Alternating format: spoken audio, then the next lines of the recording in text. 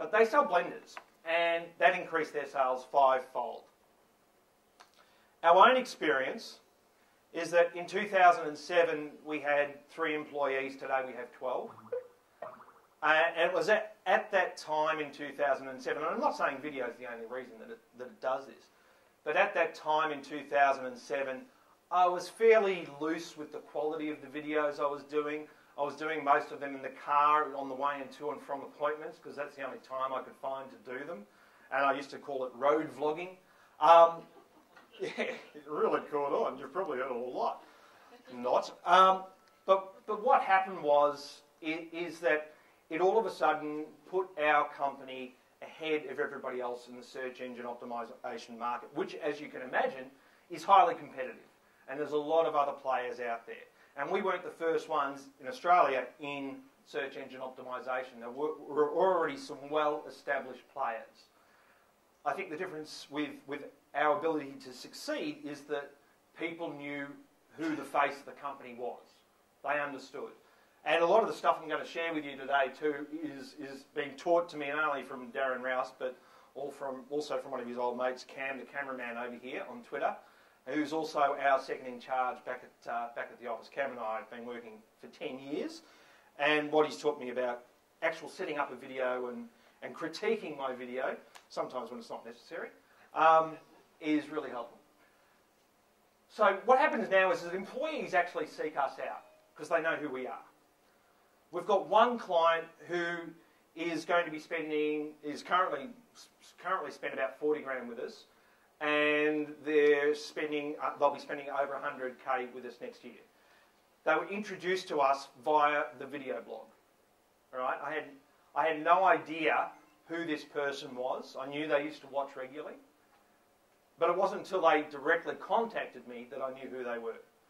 So if you're the only one doing it, it's like what Darren said earlier, be unique, be yourself, be a little bit different, stand out from the crowd. Like when I do a video blog, it's going to be very boring for me especially, if not the audience, if I sit there and say, well, welcome to today's video blog. Today we're going to learn about SEO.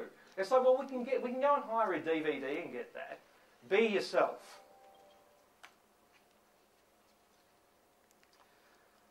Now we talk a lot about live and recorded. We did a lot of live video back in the late 90s. And we had every major music artist that came through Melbourne, we did a live webcast of. Everybody from Sting to Black Eyed Peas, and Cam, the cameraman over there, was the project manager on most of those.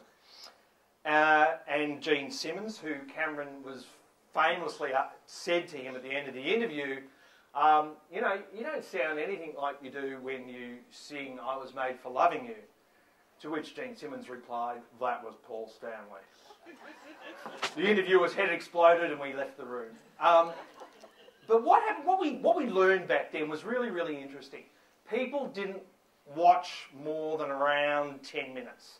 That was about their limit. So I really like what YouTube does with limiting videos to 10 minutes in length, because I think that suits a lot of content. We also learned that people don't like to watch live video online. Yes, we were on 56k modems and 28k modems back then with the audio. But we found that we got much more traction with the recorded videos. So we would go live and then archive them. And the reason for that is quite simple. It's like, if you go live, I have to comply with your time zone. I have to comply with you taking control. The net gives us control. And that's why it's such a powerful medium. We can choose what we want to watch when we want to watch it. And that's one of the things that we learned. You know, there were reports back then of a Madonna concert getting, you know, something like 1 million streams live or something like that, which was just totally ridiculous, because if you did the calculations on the bandwidth required for that sort of level of data, it didn't exist. The pipes weren't even there to be rolled out. So the Gene Simmons one, for instance, that was probably the biggest live one we did, and we had 3,000 simultaneous streams going. but I can't remember the numbers on the recorded stream, but it was probably 10 times that much. That's what usually happened. So how many people saw the Susan Boyle video live? No, saw it live on Britain's Got Talent. Only the people watching Britain's Got Talent. So that was probably, from the numbers that I've read, it's probably around 2 or 3 million in Britain saw it live. And of course, as we know, 1 week later on YouTube, she'd had nearly 50 million views. All right. So of course, the reason I talk about live and not going live is that I've seen a lot of businesses recently, a lot of sort of SME types, say, we're live on Ustream now, come and watch us, without any interactivity. If you're going to go live, you need a reason to go live. And to me, the reasons are, it's interactivity, like Darren does, come and ask me questions. Maybe it's a special time limited offer that you're doing, and you just want to have a drop dead date, so you want to do it live. Well, that's legitimate. Maybe it's market sensitivity, or maybe it's news. But don't just think that you should go live because it's cool. It wasn't even really cool back in the 90s. And we put a lot of time and effort and spent too much money on bandwidth. So if you don't need to go live, don't go live. The good thing I like about video is that it gives you multiple entry points in the search engine results pages. Now, a lot of people say, oh, Jim, you're spamming the results. I was like, oh, well, you call it spam, I call it entry points through various communities. But basically, up here, we've got on the top result there is our home base, my blog. Then we've got Reva, then we've got MetaCafe, then we've got VodPod, then we've got, I'm not in YouTube, but at one point we had 9 spots there. It was for the same piece of video. We weren't trying to rank for it, but the thing that we were ranking for was Melbourne fishing video. And it was only because Cam and I went out on a boat and filmed the show out in the boat, and it had the word fishing in it. But when you use video, you can repurpose it a number of different places, much the same way as a blog post gets re-syndicated. You can do the same with video. Okay, now these are the video tips I've learned from Cam. You don't need a lot of money to start doing video. And when I'm talking video, I'm talking business to business, essentially. I'm not usually talking business to consumer. And when we talk, people say, oh, how many views you get? And I say, well, it's a bit like saying how many hits did you have to your website. What you have to ask yourself, and we're very much a company focused on ROI, because that's what we do in search engine optimization. We have to put a cost to every sale for all our clients.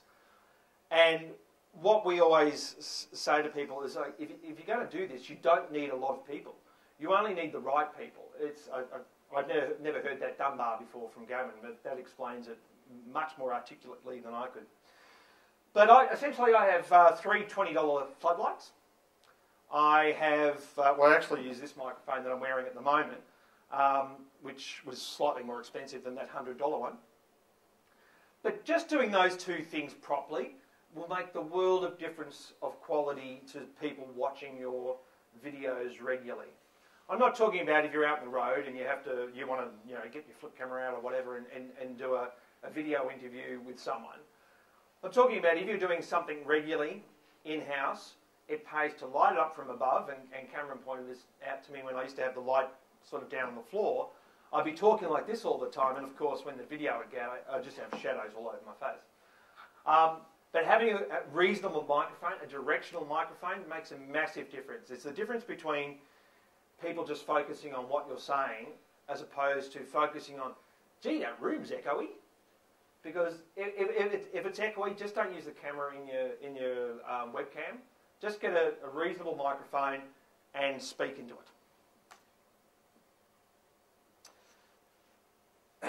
Excuse me. People often ask me about the difference between using a webcam and one of these doodads. That's the camera I use to do my weekly video blog. The reason I don't use a webcam is because I used to use really horrible, shitty cameras, years ago.